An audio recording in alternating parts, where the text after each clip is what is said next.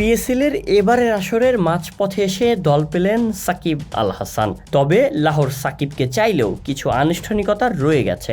সাকিবকে বিসিবির কাছ থেকে এনওসি নিতে হবে। দেশের বাইরে থেকে খেলতে গেলেও এটি লাগবেই, বিকল্প হিসেবে কোনো কিছুই নেই।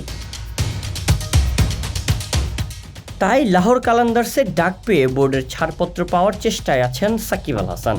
জানা গেছে এরই মধ্যে বোর্ডের দায়িত্বশীল বেশ কয়েকজন কর্মকর্তাকে ফোন দিয়েছেন সাকিব।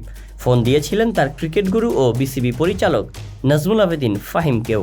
তবে বোর্ড মিটিংয়ে থাকায় কল ধরতে পারেননি তিনি।